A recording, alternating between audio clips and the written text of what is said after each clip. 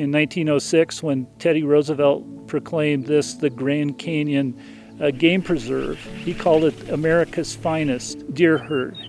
I would call it probably the finest deer herd on the planet. I used to read about this place in Field and Stream when I was probably about 12, 14 years old. Here I am 50 years later, kind of living the dream. The hunting's just terrific here.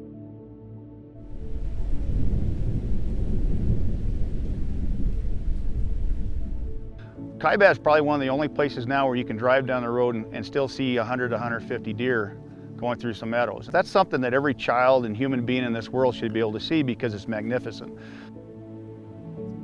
We want to see these areas set aside so that our next generation, my kids, my grandkids, can live the dream that I lived as well.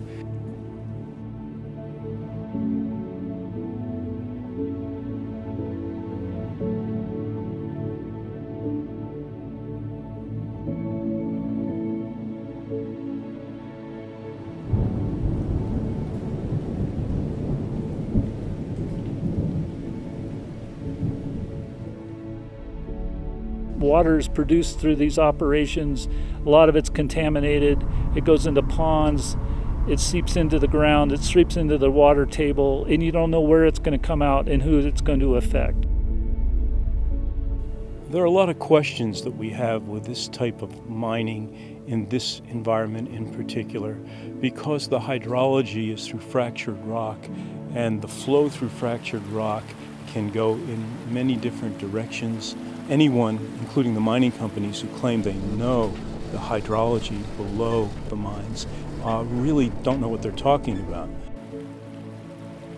The Lee's Ferry is such a pristine trout fishery, world famous. The trout are very strong, very healthy and beautiful. And of course, without the clean, cold water, they wouldn't exist there. You can't drink it, fish can't live in it.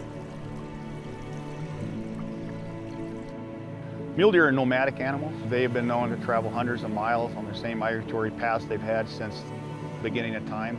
If we were to impede those areas, it's going to cause undue stress. We want to make sure these mule deer have a path from point A to point B like they've been doing for thousands of years. When you have a valuable resource like this for hunters and fishermen, for wildlife, you don't want to risk it for some short-term proposition, especially one that has a lot of uncertain outcomes. What's driving the move to get rid of the moratorium? It's about trying to create jobs, but I think it's somewhat misguided in that the majority of jobs that are provided up here today, and it's a growing industry, relates to tourism and recreation and hunting and fishing, which contribute enormously to the local economy here. Mining does not drive our economy here.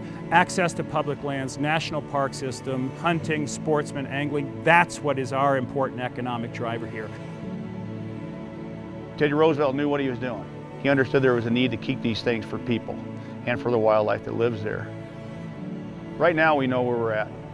We know without the mining that we're in good shape, that the water won't get contaminated, that we're not going to lose mule deer.